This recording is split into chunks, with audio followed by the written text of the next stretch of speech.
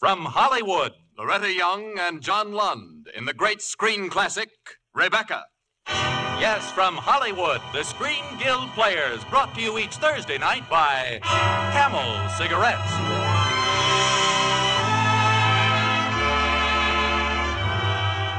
How mild can a cigarette be? Smoke Camels and see. Prove for yourself what noted throat specialists reported in a coast-to-coast 30-day smoking test of hundreds of men and women. In this test, the doctors reported not one single case of throat irritation due to smoking Camels.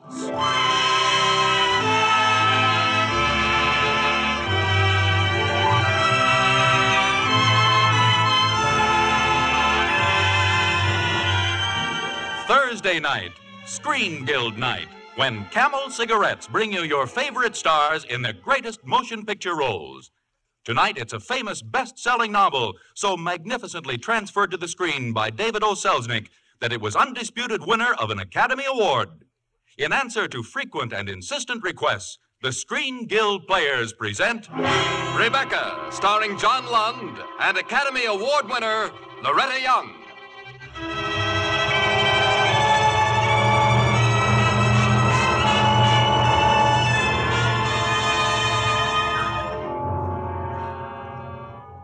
Last night, I went to Manderley again.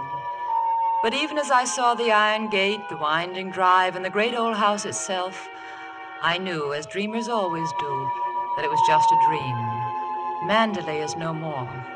We can never go back, that much is certain.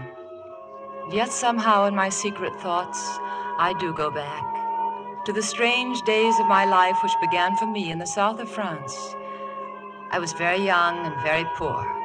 And because I had no family of my own, I had taken employment as the paid companion of a rich old woman. That's how I happened to be in Monte Carlo, and that's how I happened to meet Maxim de Winter. I was walking along the cliffs one day above the sea. I saw a man step toward the edge. To jump, I thought, and almost without knowing it, I cried out, "No! No, stop!" What the devil are you shouting about? Who are you? What are you staring at? Oh, I'm sorry, sir. I didn't mean to stare. I thought you were going to... Oh, you did you? Yes. What are you doing here? I was only walking. Well, get on with your walking, then. I can do very well without your screaming. That afternoon, they told me who he was. Maxim de Winter, the master of Manderley. They said that his wife had died the year before and that he'd come to Monte Carlo to forget. I had no right to hope, a dowdy, awkward, penniless girl. But when he spoke to me the next day and apologized and asked to go along and watch me sketch, my heart leaped up into my throat and choked back the frightened no I might have said.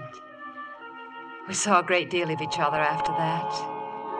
He was all generosity and charm. We danced and talked, and then one night we walked along the sea. A lovely night. The air was like wine.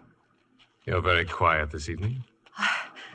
I was thinking, I wish there could be an invention that bottled up memories like perfume. And then I could uncork the bottle and live the memory all over again. Sometimes the memory might grow stale or horrible. Oh, I wish I were a woman in 36 dressed in black satin with a string of pearls. You wouldn't be here with me if you were. Oh, good heavens, what brought that on? Here, blow your nose. I'm so sorry, Mr. De Winter. And don't call me Mr. De Winter. I have a very impressive array of first names. Oh? George, Fortescue, Maximilian. You needn't bother with them all at once. My family calls me Maxim. I'm not your family. You will be when we're married. Married? Why not? Of course, if you don't love me. Oh, but I do. I love you most dreadfully. I cried all last night because I love you so much. And Bless you for that. But you don't understand. You see, I don't belong in your sort of world. And what is my sort of world? Well, Manderley. A great estate and... Oh, you know what I mean. Suppose you let me be the judge of that. Only you'll have to promise me one thing. What? Promise me you'll never wear black satin or pearls and never be 36 years old.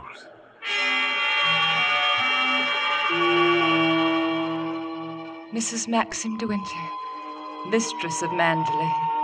I said it over and over to myself all through our honeymoon, and still, I just couldn't believe it was true. And then suddenly we were home at Manderley. The wide green lawns, the curving road, the vastness of the house itself, the staff lined up to welcome me. This is Frank Crawley, who manages the estate. I'm glad to meet you, Mrs. De Winter.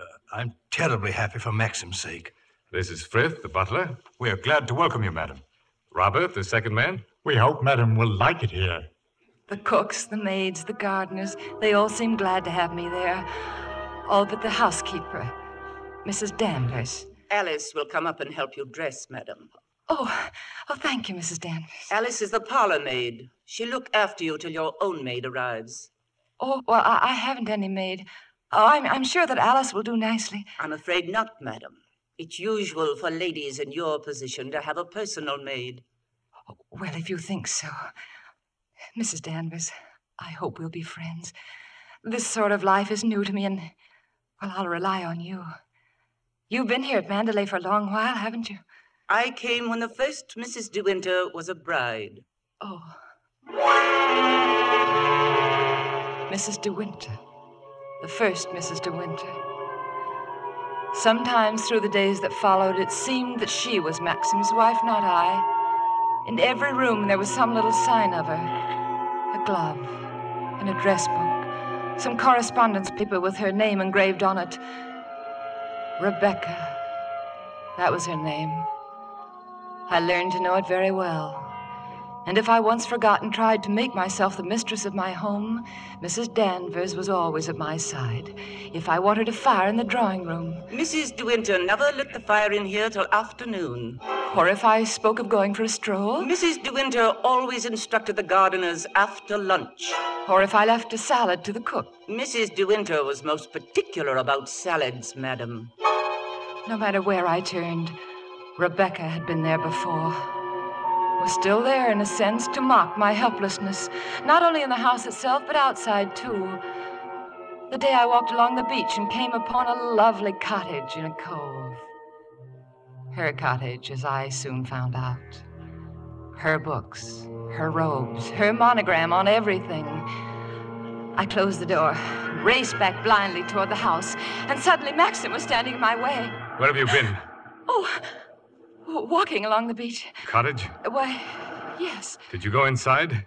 Well, Maxim, the door was open, and Don't ever go there again. You hear? But Maxim, I hate the place. And if you had my memories, you wouldn't go there or talk about it or make me think about it. Maxim, what is it? Nothing. Oh, forget it, my dear. Just forget all about it.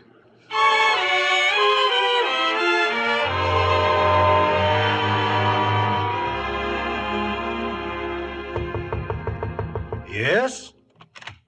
Oh, good morning, Mrs. De Winter. Come in. I know you're very busy, Mr. Crowley. Well, the estate does take a bit of managing, especially now that Maxim's back. Am I interfering? Oh, not at all. Won't you sit down? Oh, thank you. I was down at the cottage on the beach the other day. Oh, were you? Yes. It seems to be going to rack and ruin. Well, I think if Maxim wanted anything done about it, he'd tell me. Oh. Those are all Rebecca's things down there, aren't Why, yes, they are. they? What did she use the cottage for? The boat used to be moored near there. What boat? What happened to it? Well, you see, it capsized and sank the night Rebecca was drowned. Oh, she was drowned. She was on the boat alone. There was a storm. She was washed overboard. Well, where did they find her? Near Edgecombe, about 2 months later. Mm. Maxim went up to identify her. It was horrible for him. Mr. Crowley, please don't think me morbidly curious. I promise I won't bring this up again, but would you answer just one more question? If I can. What was Rebecca really like? Well, I suppose she was the most beautiful creature I ever saw. She'd been beautiful, very beautiful. Maxim still loved her. That's all I could think about for days. And then, woman-like, I thought, I'll force him to forget. I'll make him think of me. I'll be beautiful, too. First of all, a new coiffure. Darling, what on earth have you done to your hair? Makeup, which I'd never used. My dear, aren't you wearing too much rouge? A whole new wardrobe of expensive clothes. Really, do you think that dress is quite your type? I tried so hard and saw only annoyance on his face. Or worse, amusement. And the bored indulgence that one saves habitually for a child. And still I would not yield. I was so pitifully eager as the summer costume ball approached. I thought if I can find a costume that'll make him proud of me, something different, so that it'll be the envy of all of his friends. And strangely enough, it was Mrs. Danvers who gave me the idea. If I may suggest it, madam, I think you might find a costume to suit you among the family portraits. Oh, you mean in the gallery at the top of the stairs? There's one in particular that might have been designed for you. I'm sure you could have it copied. Oh, really? Which one? One of Mr. De Winter's ancestors. Yes? Lady Caroline. Oh, yes, it's very lovely. Do you think you'll like it? I've heard Mr. De Winter say it's his favorite of all the paintings. Oh, that would be a splendid idea. And thank you, Mrs. Danvers. I'm very grateful. I'm very grateful indeed.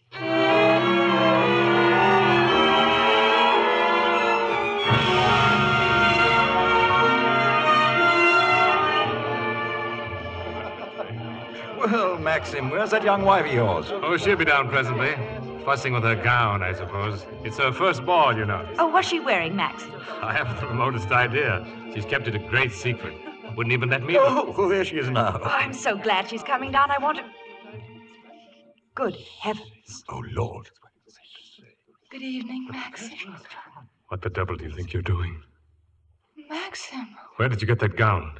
Well, it is the picture, the one in the gallery. Go and take it off. Maxim, what have I done? What is it? That was the dress Rebecca wore at the ball last year.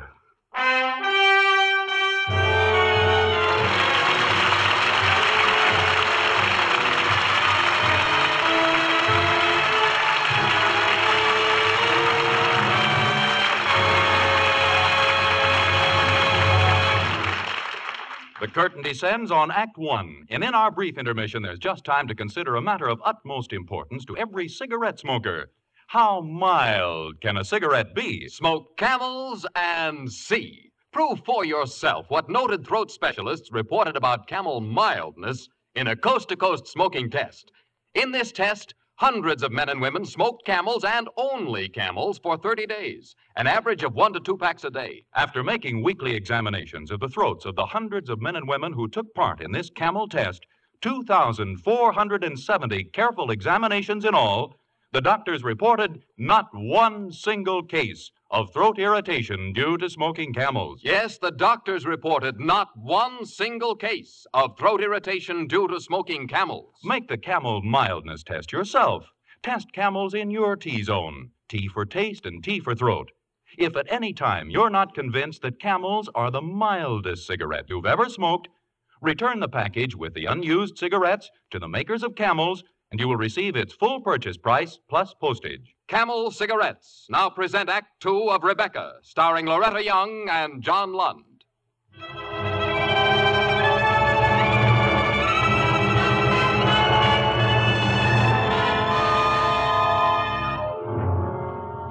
I thought my world had ended when Maxim spoke to me that way, in hate and anger as our guest looked on.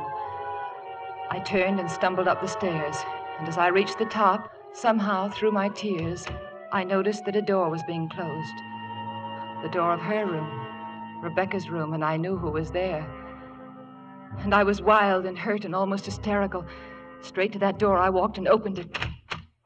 You've come upstairs. You didn't enjoy the ball very much, did you? You knew she wore this gown last year. You deliberately suggested it for me. Why? Tried to take her place. You let him marry you. I've seen his face, his eyes. They haven't changed since those weeks after she died. No. I used to hear him walking up and down all night long, night after night. No. Thinking of her, suffering torture because he'd lost her. I don't want it. No, I don't want it. You thought you could live in her house, walk in her steps, take the things that were hers. But you can't. She's too strong for you. No one ever got the better of her. Never. She was beaten in the end. Stop It wasn't a man. It wasn't a woman. It was the sea. Please stop it! You're overwrought, Oh. madam. Oh. I'll open the window for you. Oh, please don't. A little air will do you good. Oh, please. And you can hear the sea. No. Why don't you go? Why don't you leave Manderley? No. He doesn't need you. He has his memories. He wants to be alone with her. You've nothing to stay for. No. Nothing to live for, really. Look down there, off the cliff. It would be easy, wouldn't it? No. Why don't you? Why don't you go? No. Go on. Go on. Don't be afraid. Don't be... Shipwreck! What's that? Another rocket! Ship aground! Maxim! Down the bay! Come on, everybody, down to the bay. Maxim! Maxim!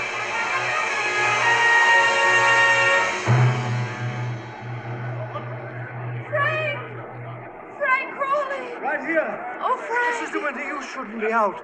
It's almost dawn. Frank, have you seen Maxim anywhere? Not for an hour or more. I thought he'd gone back to the house. No, he hasn't been in the house at all. Oh, I'm worried, Frank. You are too. I can see it in your face.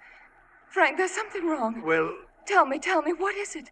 the diver who went down to inspect the bottom of the ship Yes? found the hull of another boat, a little sailboat. Frank, is it? Yes, it's Rebecca's. Oh, where is he, Frank? In the cottage. He said he wanted to be alone.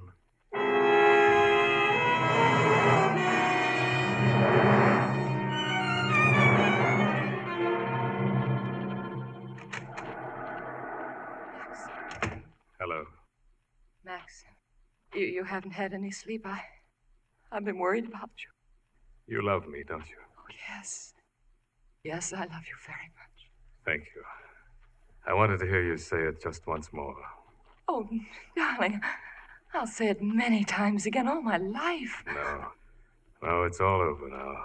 Rebecca has won. Maxim, what are you saying? They sent a diver down. He found another boat. Yes, I know. Rebecca's boat. It's terrible for you now, but maybe soon, It's darling. going to be worse. The diver broke one of the ports and looked into the cabin. There's a body in there. Then she wasn't alone. Someone was with her. I'm afraid not. There was no one with her. It's Rebecca's body that's lying in there. Oh, no. When I identified that other woman, I knew it wasn't Rebecca. I knew where Rebecca's body was. Lying in that cabin on the bottom of the sea. How? How did you know? Because I put it there. Now, will you look into my eyes and tell me that you love me very much? Oh, Max. You see, I was right. It's all over now. No, you're not to say that. I love you more than anything else in the world, my darling. I've always loved you. Always. Even when I knew you were thinking of her. You don't understand. Whenever you touched me, I knew you were comparing me to her. Whenever you looked at me or spoke to me or walked in the garden with me, I knew what you were thinking. This is what I did with Rebecca, this and this, but You thought I loved Rebecca? You thought that? I hated her. You hated her. I never had a moment's happiness with her.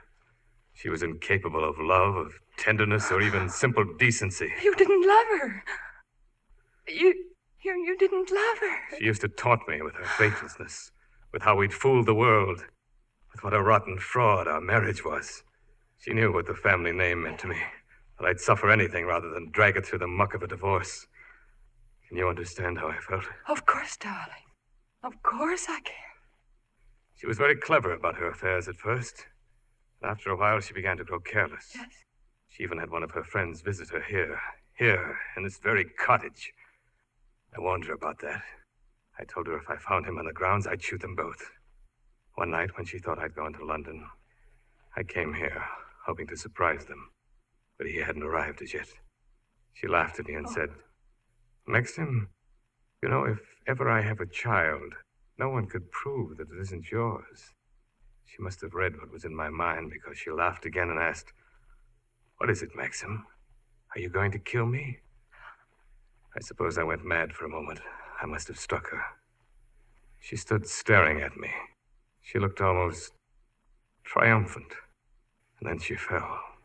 Her head hit against a heavy piece of ship's tackle. When I bent down to help her, She was dead. But you didn't kill her. It was an accident. I didn't think anyone would believe me. I lost my head. Oh. I carried her out to the boat. I put her in the cabin. When we seemed a safe distance from shore, I opened the sea cocks and the water poured in. Yes. Then I pulled away in the dinghy and watched her sink. Maxim, no one knows. Only you and I. Then, darling, you're safe. Rebecca's dead. That's what we've got to remember. She's dead. She can't speak. She can't harm you anymore. I identified that other woman. I identified her as Rebecca. But you could have made a mistake. Oh, darling, I'm not going to let you go now. I can't. It's too late. No, it isn't too late. I've loved you very much. I shall always love you. Oh, darling. But her shadow was between us all along. Yes, but it isn't anymore. Not now. No. I knew that Rebecca would win in the end. No, she hasn't won. No matter what happens now, she hasn't won. Maxim. Hello? Oh, yes, Frank. Who? Colonel Julian. Yes, of course. I'll be right up. Who is it, Maxim? Who's Colonel Julian? The chief constable of the county. He wants to talk to me.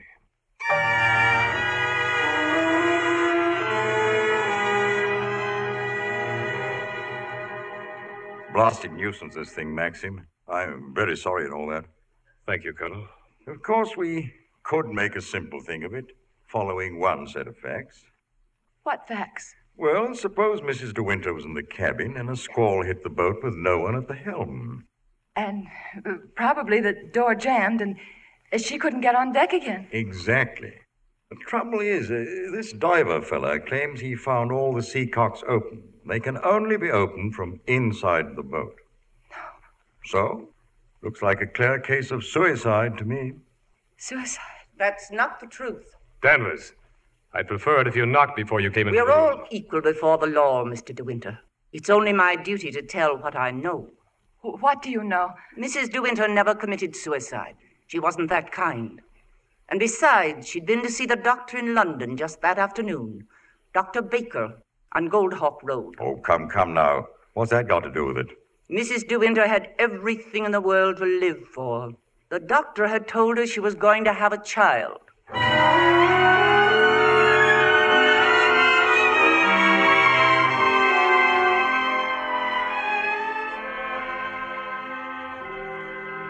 Oh, what good will it do, Colonel, bringing us all the way to London? We know what the doctor will say. Never can tell, Maxim. Danvers wouldn't have lied. She must have known we could check her story. Well, Maxim, that's all we're doing. Frank, if the doctor bears her out, I haven't a chance. Well, first let's hear what the doctor says, if he says it. Gentlemen, I've been doing a good deal of thinking in there. We doctors have certain ethics, of course, but under the circumstances... You mean you'll answer our questions, Doctor? If they pertain to medicine. That's fair enough. Doctor, the last time you saw Mrs. De Winter, what did you tell her? I told her she was carrying a child. You did? And that she'd never bear it. Why not? Cancer. Deep-rooted and malignant. She couldn't possibly have had more than 2 months to live. I was right, gentlemen. It was suicide.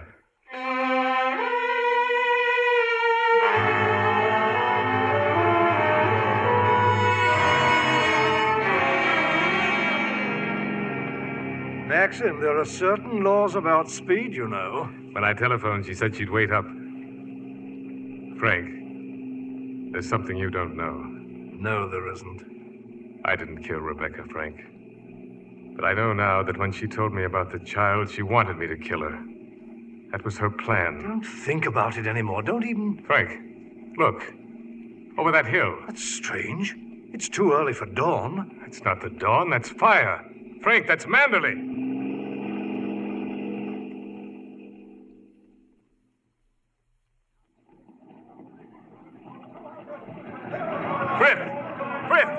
Where's Mrs. De Winter? I thought I saw her, sir. Oh, where? Maxim! If anything's happened to her... Oh, Maxim! Thank heaven you come back to me. Oh, darling, are you all right? Oh, Maxim, it's Mrs. Danvers. She's gone mad. She started the fire.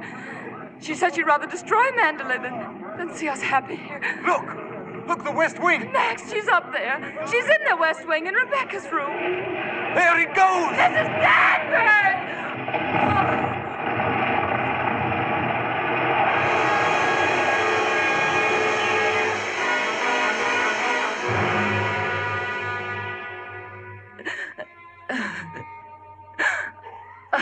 Maxim. Don't cry anymore, darling. No. It's over. It's all over now. Is it, Maxim? Is it really over? Fire burns clean, they say. Even shadows. Even shadows. No more shadows between us, my beloved. No more shadows ever.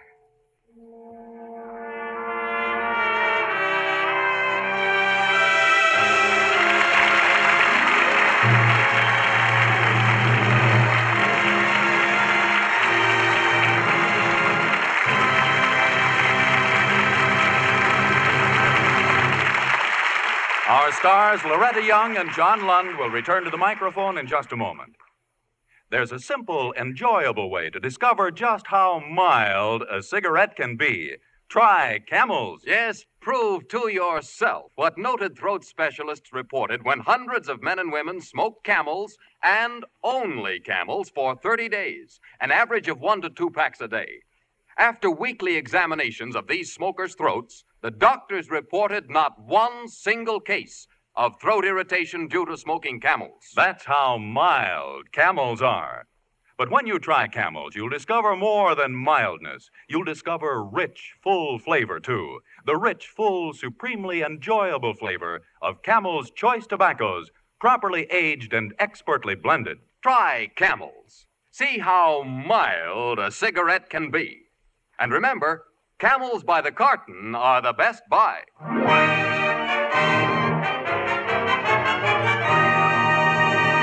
And now, a well-deserved curtain call for our stars. Loretta, John, believe me, you both gave Academy Award performances tonight. Oh, thank you, Fern. All of us like to do our very best when we appear here with the Screen Guild players, because the show is very close to our hearts. Am I right, John?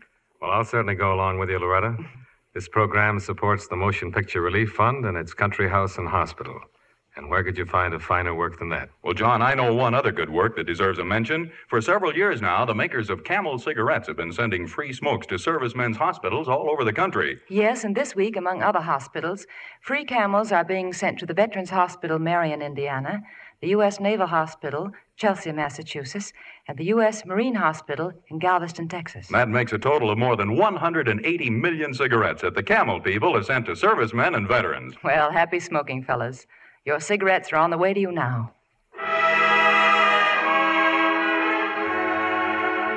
The Screen Guild players are directed by Bill Lawrence. The adaptations are by Harry Cronman. Remember, Thursday night is Screen Guild night. And next week, one of the greatest stories that came out of the war. A thrilling tale of espionage and intrigue. 20th Century Fox Studios' great dramatic story of the OSS, 13 Rue Madeleine, starring Humphrey Bogart, Leon Ames, William Lundigan, and John Beale. Be sure to listen. Rebecca was presented through the courtesy of David O. Selznick, whose forthcoming production is Portrait of Jenny. Loretta Young will soon be seen in the Hal Wallace production, The Accused. John Lund is currently appearing in Miss Tatlock's Millions, both Paramount Pictures. For fun and hilarity, don't miss Camel Cigarette's other great show over these same stations. Tomorrow night, The Jimmy Durante Show with Alan Young. And remember, Thursday night is Screen Guild night. The greatest stars and the greatest stories brought to you by Camel Cigarettes. This is Vern Smith speaking. This is NBC, the national broadcasting company.